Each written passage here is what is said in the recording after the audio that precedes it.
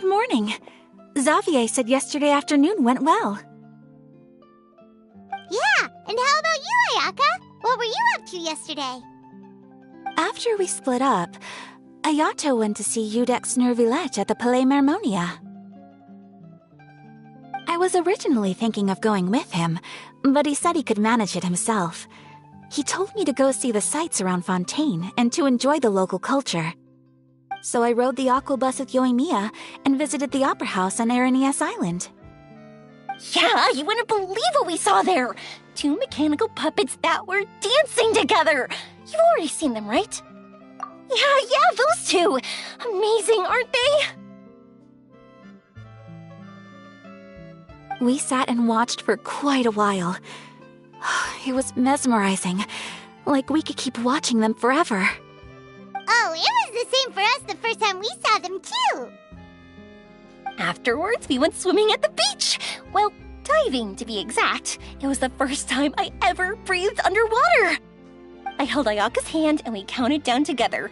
3, 2, 1, and then splash! We were beneath the waves.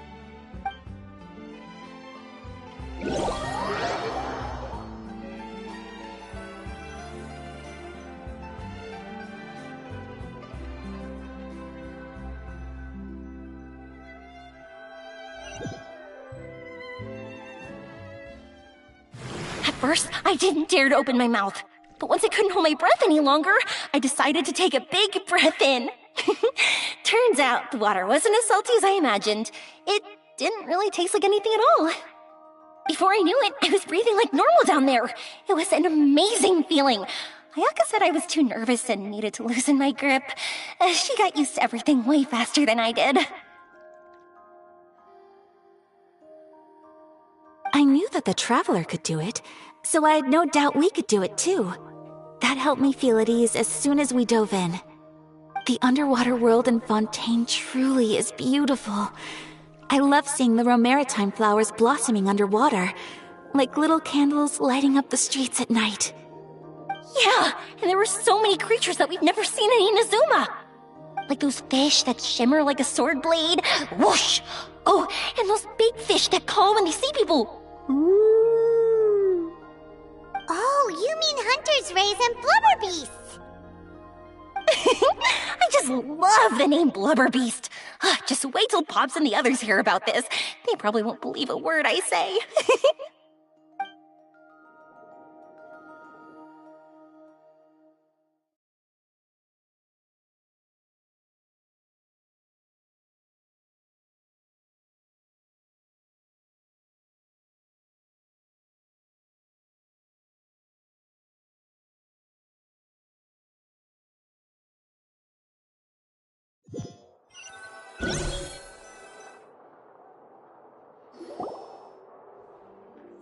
Yoimiya was down there for quite a while.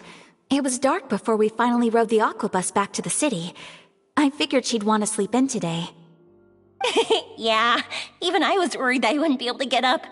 I still felt like I was drifting in the waves when I went to sleep last night. But as soon as I woke up today, I remembered that we'd all be shooting a film together, and I was ready to go. Speaking of the film, where's everybody else? My brother and Xavier were speaking to the restaurant owner about using the place as a filming location. They should be here soon. As for the others, We're here. Please excuse my tardiness. I just finished the Special Patrol's 6-mile morning jog. Wait, 6 miles?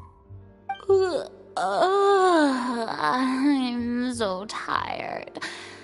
I heard you all chatting, so I decided to come down. I sure could use some of that endless energy everyone else has. Good morning, everyone. Morning. Can someone fetch me a cup of coffee? More milk, hold the sugar. Sure, I'd be happy to do that for you. No, you can't go anywhere. Please, have a seat over here so I can get started on your makeup. The last thing I want is coffee stains on my costumes. I can get the coffee. It's the perfect job for an assistant.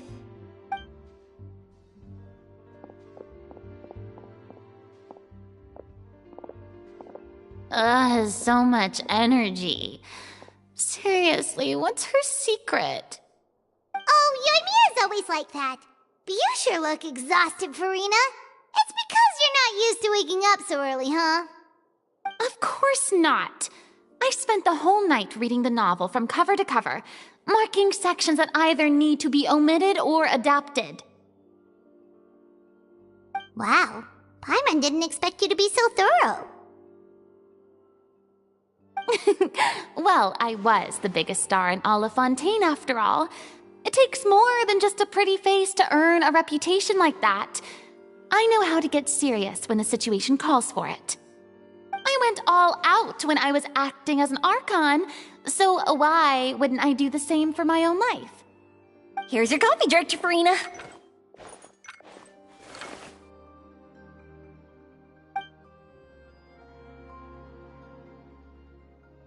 Oh, thank you.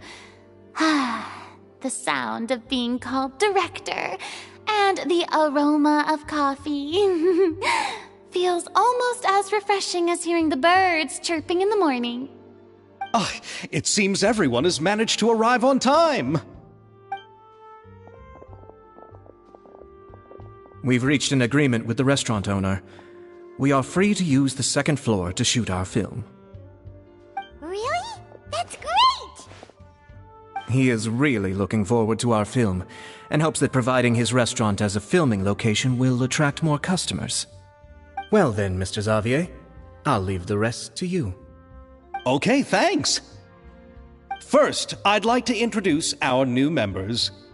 This is our prop manager, Veronique. She'll be in charge of all the film's props and items. And this is Bonneau, our lighting technician. He'll be in charge of lighting and illumination to set up each scene's atmosphere. Wow, sure feels like we have some real professionals joining the crew now. First of all, please allow me to first express my sincerest gratitude to everyone in the crew. When my investor informed me yesterday that he wouldn't be able to provide the funds, I really thought that this was the nail in the coffin for this film. I had no idea that I'd find so many people willing to help me on such short notice. Thank you. Thank you all from the bottom of my heart. No need to be so cordial, Mr. Xavier. We're all honored to be a part of this. Your works made a profound impression on me when I saw them back in Inazuma.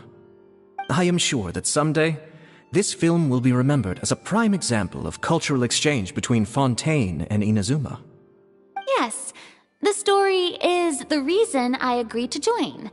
I can't bear to even imagine what this film would look like without the very best director.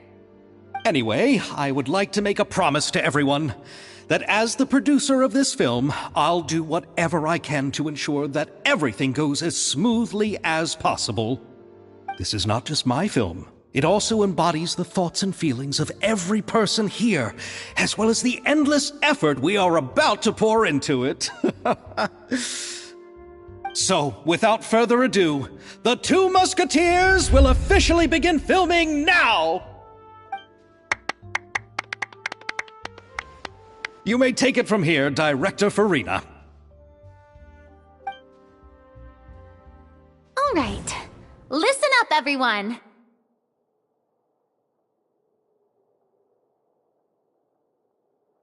The first scene takes place when the two young musketeers are living at the Baron's home, still unaware of all that is about to happen to them. We'll need props and lighting to set the scene. Our lead actors can go get their makeup done, and extras, please take this time to go over your positions. Whoa, seems Farina's really kicking things into gear as the director. Is everyone clear? I don't want anyone traipsing around the set like umbrella finches. All right, cameras will start rolling as soon as the set is ready. Let's make a film that'll make some serious waves in Fontaine.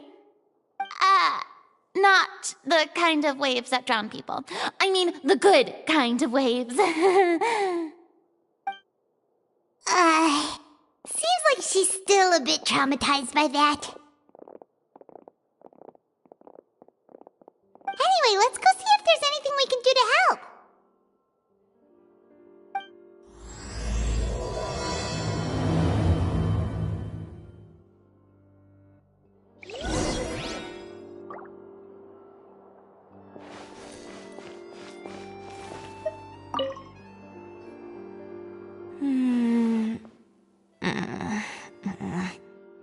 Ayaka has mentioned you to me before. She said that you two were great friends when you were kids. No talking. I'm thinking about how to do your eyeshadow. Ah, yes. To help me really look the part. To achieve a more young and naive look for this scene. Are you saying the wrinkles around my eyes are too deep? You just have too much of a calculating look in your eyes. You sure don't mince your words. It seems you really haven't changed much. Quiet.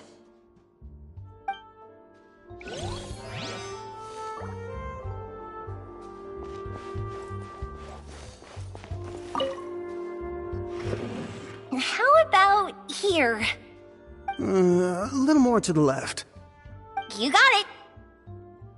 Hey, Yoimiya, do you need a hand? No, I'm fine. You know, doing the lighting is kind of like designing a fireworks show. It's interesting to imagine what kind of atmosphere the lights will create.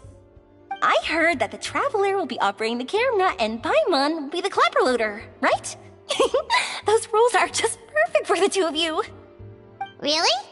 Is that because it'll be easy for Paimon to hold the clapperboard while flying? Well, sure, there's that, but that's not exactly what I meant. I just think that after all your journeys together, you two must have developed a super close bond and just naturally know how to work with each other.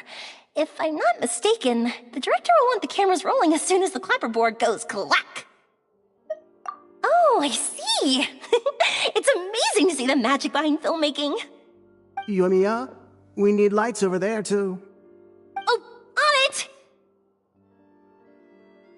I've got to get back to work. Chat with you later. Oh, it's exciting to see so many people working together to bring the film to life.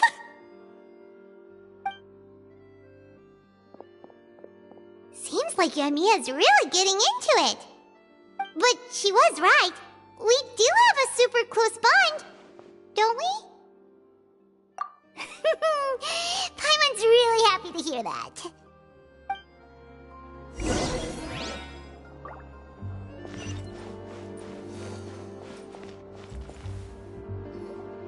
So, this is a real musket? No, it's just a prop weapon. Not bad. Have you seen a real musket before?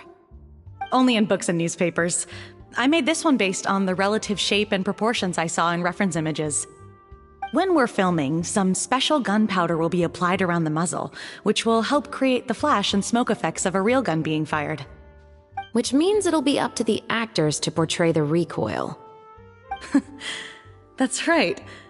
The sound effects for gunshots will also be added in post-production. Thank you, Veronique. I think I know where to start now.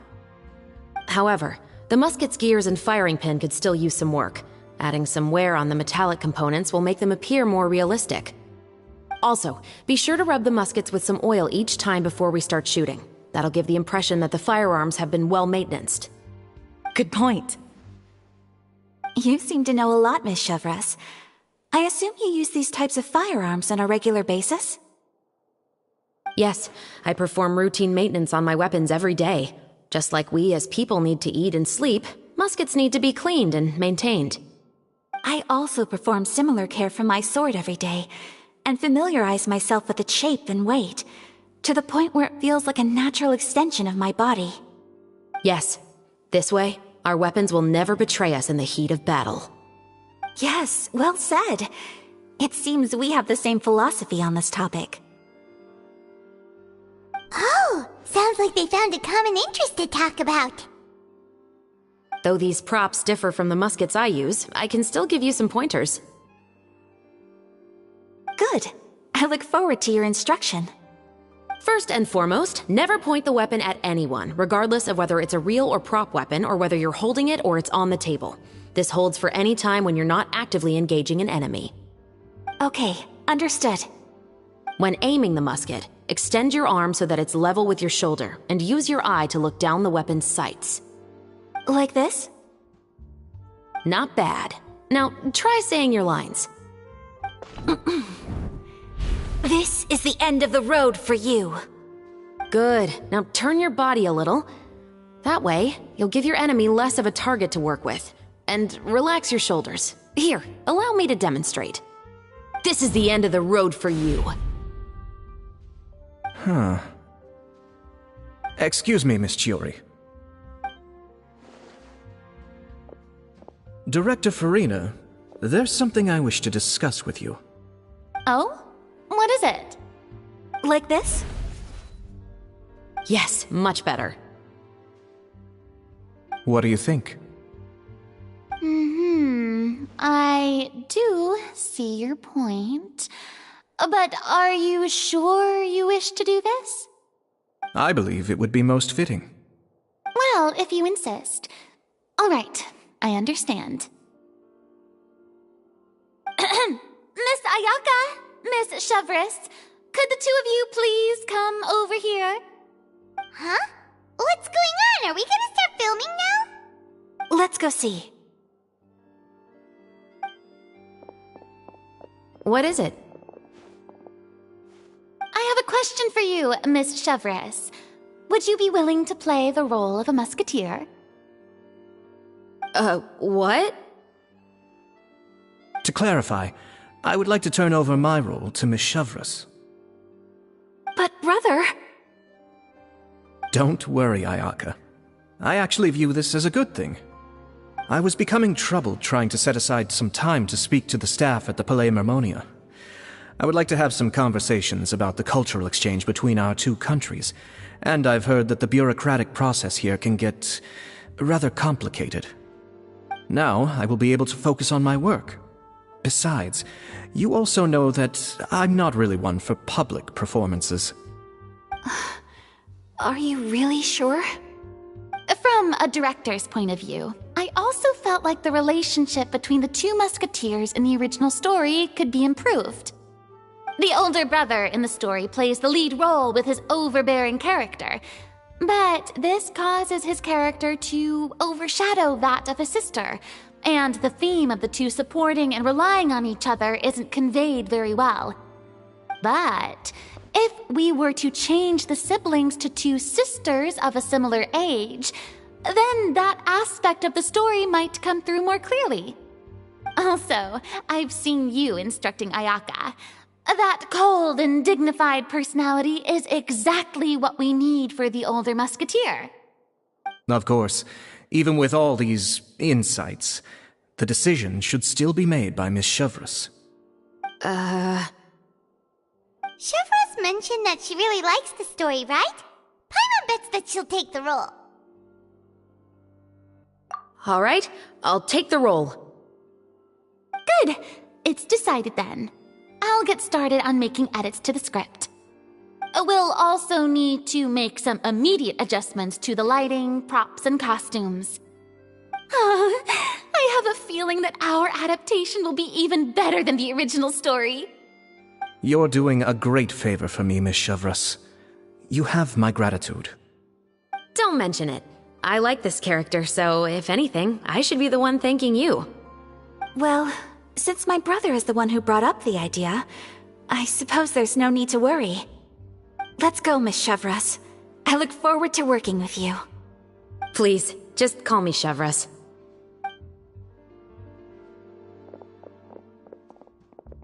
Seems like you're really going out of your way to solve the problem I was having with your makeup. Surely you jest, Chiori. I assure you that I was mostly motivated by a desire to spend more time on formal business. Oh, come on. You really think I'd buy that?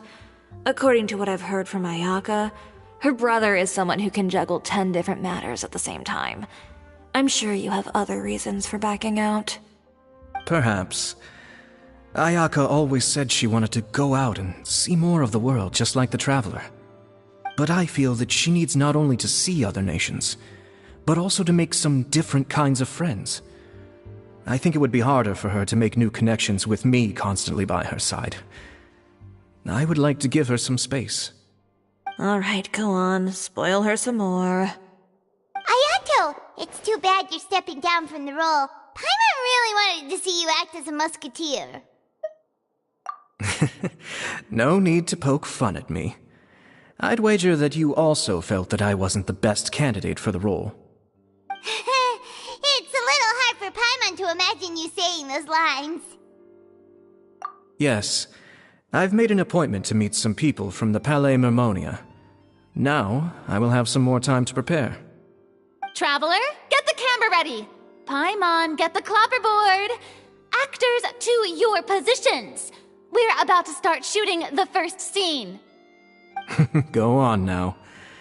And please take good care of Ayaka. Yep, don't worry. Thank you. I look forward to seeing the film when it's finished.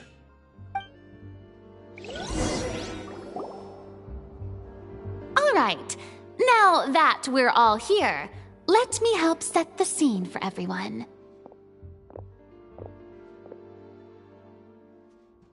The first scene takes place when our two main characters are still living at the Baron's estate.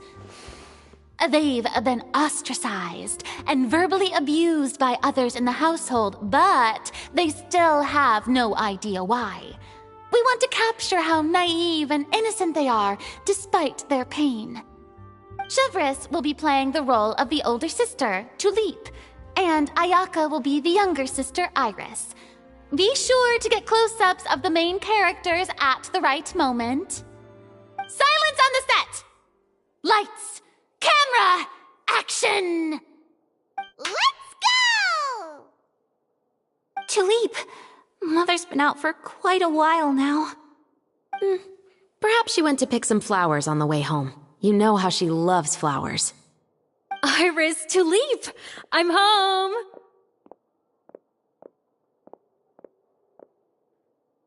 Mother! You were out for so long, we were beginning to worry about you. I'm sorry, but I'm back now, safe and sound. Here, I brought your favorite treat, apple turnovers. Mother, what are those bruises on your hand? Huh? What bruises? Oh, I must have bumped into something while I was working yesterday. But I didn't notice them this morning. Then perhaps they're from when I accidentally tripped when I was out just now. By the way, did you have fun playing at home? What's the matter, Iris? Well, we've realized that no one really wants to play with us. They even took Iris's doll and spat at us.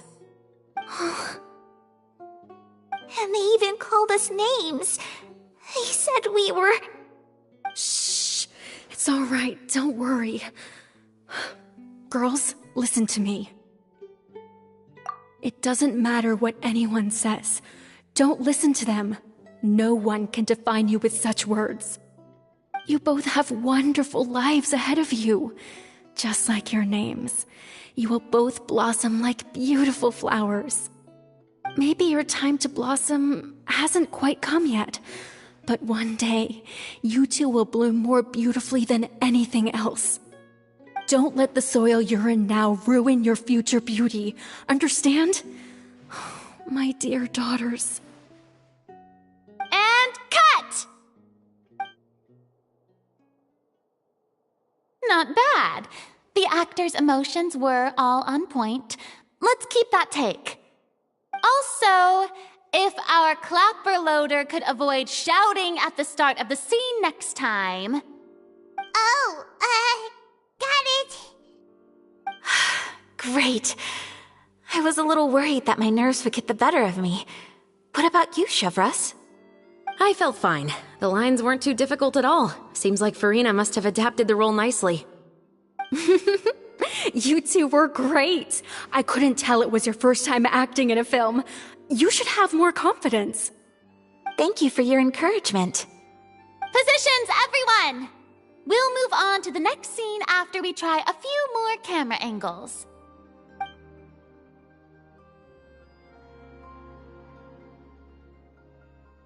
This scene is when our two characters return home, only to discover their mother has been murdered. Ready? Lights! Camera! Action!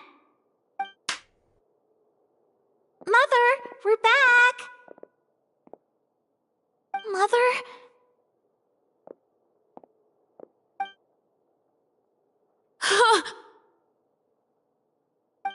What's wrong, Tulip?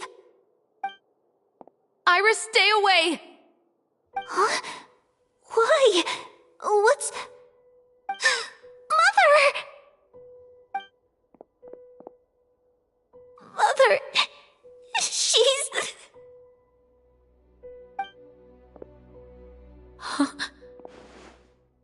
There's poison in this cup. Huh? I could have sworn I've seen this kind of cup before. Those aristocrats. They didn't even try to cover up their actions.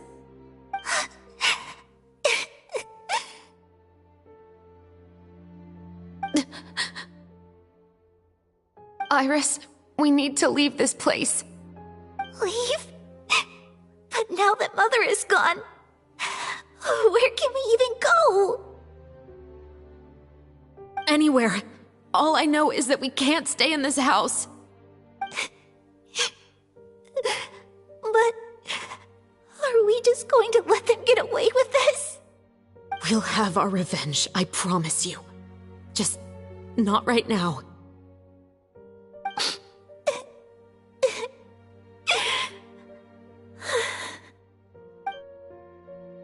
Come on, let's go. No, wait. We can't just leave Mother here like this. At least let me leave this rose with her. That's why we went out in the first place. To buy her this flower. All right. Goodbye, Mother. We'll avenge you. Someday. And cut! Beautiful! Great performance! Oh my, you're so amazing, Ayaka! And were those real tears I saw? How did you do it? I was surprised too. Thank you for the kind compliments. Actually, as soon as Director Farina said action, I told myself not to think about anything. I just felt the weight of the moment and became the character. It's quite similar to practicing the art of the sword. You clear your mind and focus only on what's happening in front of you. Ayaka's performance was amazing. Have I discovered an acting prodigy? Pipe down, everyone! We need to move on to the next scene!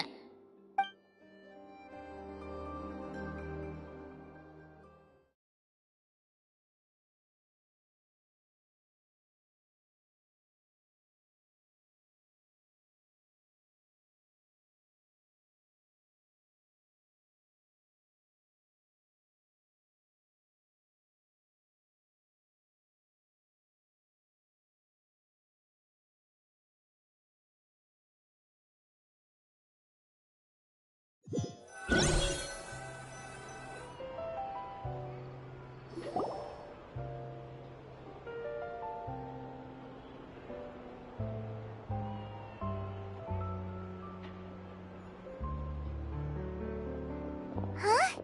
Are we done already? But Paimon wants to keep playing with the clapperboard. How do you feel, Traveler? Is your arm sore from holding the camera all day? Good work, you two. You too, Shivers. You were quite the actress today. I've read this novel many times before. I have a good grasp of my character's mindset. Anyway, do you remember my request from yesterday?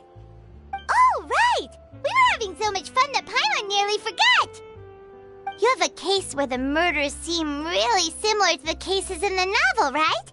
So, how are they similar exactly?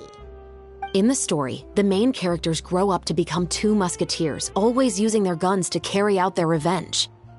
And on each of the victims, they place a rainbow rose as a signal that they've returned. Yes, that's correct. We found rainbow roses just like in the novel. Seems like you're connecting the dots now. Oh, that does sound pretty concerning. Especially after seeing the script today. Oh, now Paimon can't stop wondering what kind of ulterior motive the murderer might have. What do you think, Traveler? You're smart. Paimon wants to hear your thoughts. Good. On behalf of Fontaine's Special Security and Surveillance Patrol, thank you for your dedication to justice. There's no time to lose. We should start investigating right away. Follow me. Huh? Right now? But we just got done filming all day. Paimon's so tired. The most valuable intel always comes after nightfall. They are like small, remote islands in the middle of the sea. If you don't stay vigilant, you will pass right by them in the fog. That's how one of my favorite books always puts it, at least. So, where are we going right now? Let's start by checking out some workshops that sell mechanical components. If the culprit is making their own weapons, it's very likely that they'll visit those sort of places.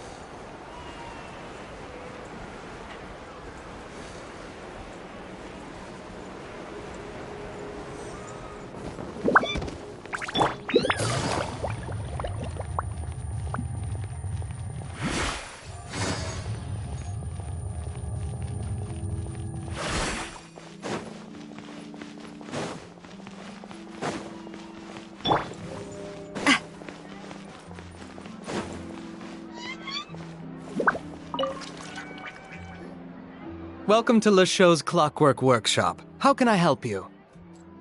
Hello. I'd like to know if anyone has purchased some special components lately. Special components? Sorry, could you be more specific? I mean the kind of components that aren't typically used for clockwork toys, but for firearms. Huh? For firearms? No, we don't sell those sort of things here. Don't misunderstand. I'm not here to cause any trouble. We are merely investigating a case, and we're hoping that you could cooperate. Well, to be completely honest, I'm not even sure what kind of components that would entail. Has anyone ever purchased components here as an individual rather than on behalf of an organization? We have a lot of customers who buy toys, but those who buy components are all regular customers who buy in bulk on behalf of their organization. Is that so? I understand. Thank you for your cooperation. You're welcome. It's the least I can do.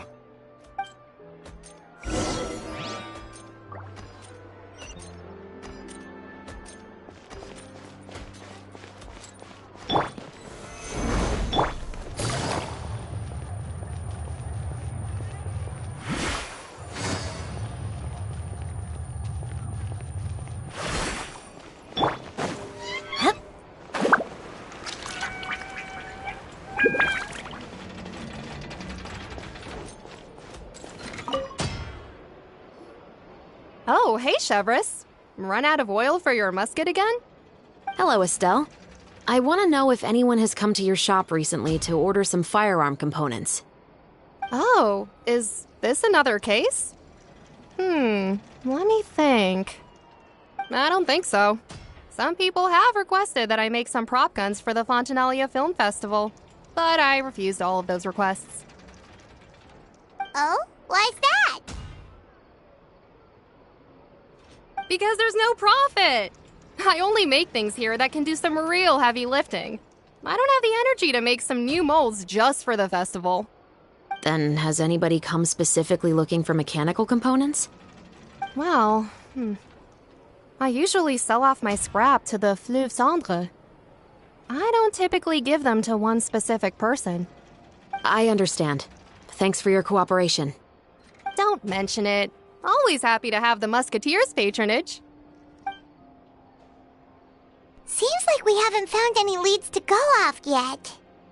Yeah, unfortunately. All right, let's head to Fleuve Cendre next. Huh? Are you sure?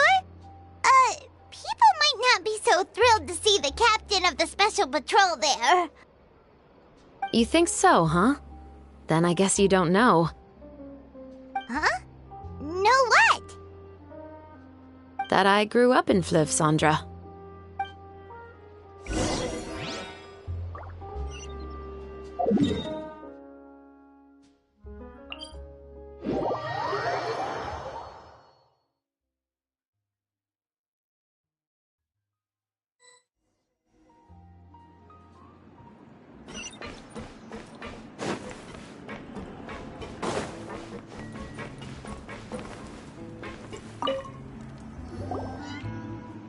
Hello, I'd like to ask some questions.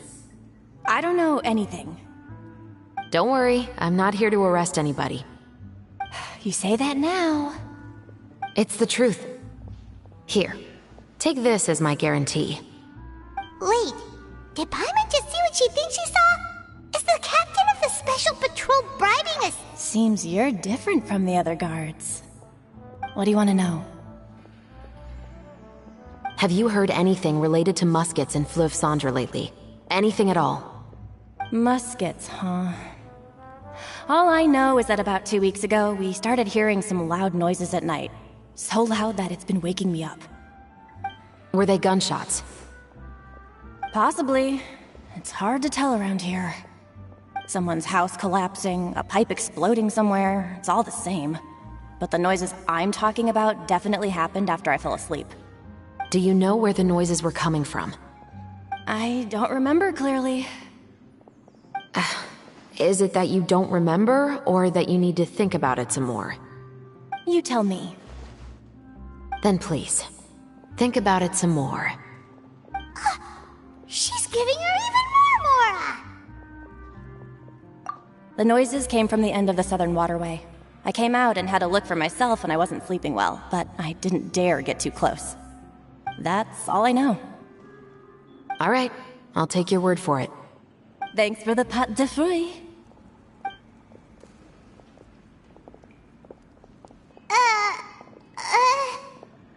No need to be surprised. I grew up here, remember? I know how to get people around here to talk. Seems you catch on pretty quick. Now then, let's keep going.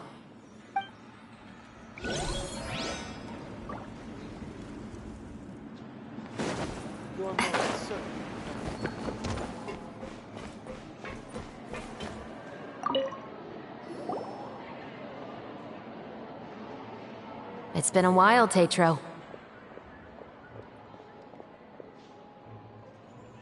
Please, just get on with your request. I want to know if you've heard anybody talking about muskets lately.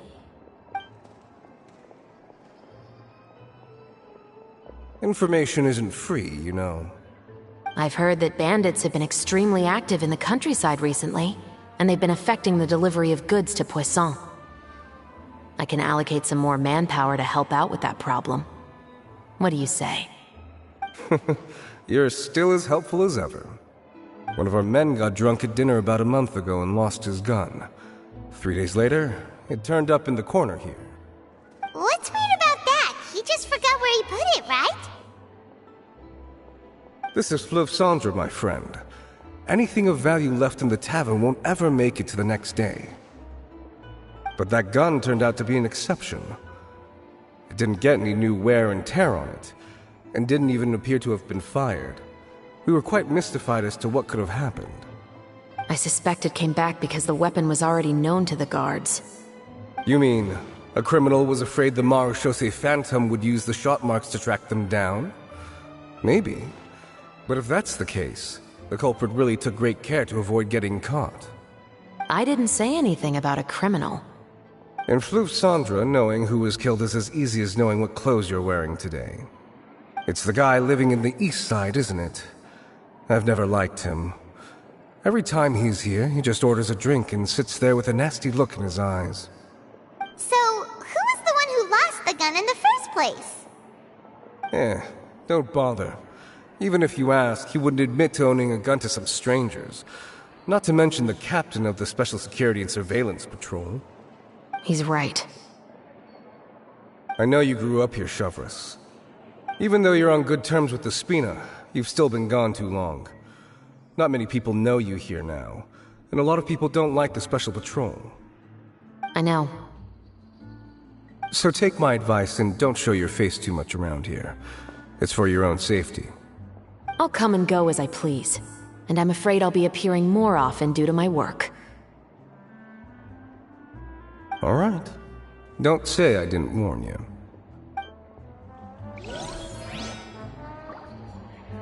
I guess I'm finally on the right path.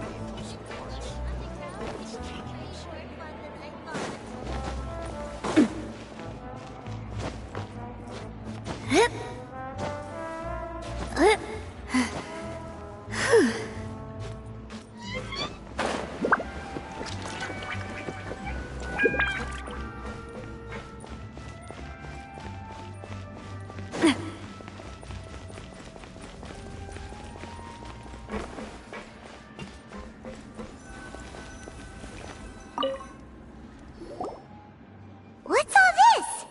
Some broken planks and barrels, as well as some liquor bottles? Yes, but have a closer look, Paimon. Even though somebody has purposefully tried to clean them up, these are obviously marks from musket bullets. In other words, someone was here trying to improve their shot. They were using the barrels and bottles for target practice. Oh, could it have been the killer? Your guess is as good as mine. Although many people at Fleuve Cendres own guns, few hide the fact from others. And even fewer would go to such lengths to hide markings from practice shots. Anyway, let's go. There might be more to this.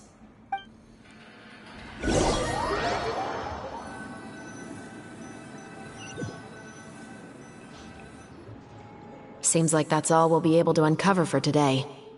Paimon feels like we managed to learn a lot more here than up on the surface. Yes. Assuming that everything we found is indeed connected to our suspect, then their timeline was probably something like this. A month ago, our suspect found a gun and took it home to disassemble it. Once he'd figured out its mechanics, he brought it back. In the following weeks, he used some parts to create his own makeshift musket, and took it to the Fleuve Cendres for target practice. Then, a few days ago, he found his target and carried out the murder. Once the deed was done, he left a rainbow rose on the body, just like the scene in the novel. That all makes sense to Paimon, but we're still no closer to figuring out the killer's identity! The deceased was a resident of Fleuve Cendres. It's said that he was a poor, solitary man. Yeah, that's also something I'm trying to figure out. If we are indeed following the novel, and there's a story behind the murder, then this murder should be an act of vengeance. But according to our investigation, the deceased didn't have any enemies. He was no saint, but no one's heard of a rival who hated him enough to shoot him dead, much less care to leave a rose on his body. What message is the killer trying to convey, and to whom exactly? We've thoroughly investigated that possibility. He claims to have spent the whole day at the Opera House on the day of the murder, and the staff there have confirmed his account. Okay, so he has an alibi. Not only that, he lacks a credible motive as well. He has a family of his own, and both of his parents are still alive. I've looked into his records. He was adopted at the age of 6, and all the proper procedures were followed. There are also records of him at an orphanage before then. In the story, the mother of the 2 musketeers was murdered after the children turned 10. Of course, he could have changed the children's ages, but I don't want to assume anything without evidence. More importantly, I've also had a chat with him in person. He didn't seem like the kind of person who would pull the trigger to kill a man. Then, what should we do now? We have all this new information, but it doesn't help us move forward. Investigations take time. I didn't expect us to catch the culprit in just a single day. How about this? Let's spend the next few days filming with the crew. We can continue the investigation once we're done with the film. I'm sure that given time, new leads will present themselves. Wait, but weren't you saying Intel is like small, remote islands in the middle of the sea just a moment ago? Wouldn't you just miss them if you were to stop looking? Ah, but the book had more than one reference to the islands, Paimon. Oh? What else did it say then? As long as you spend enough time sailing through the fog, you'll eventually come across an island.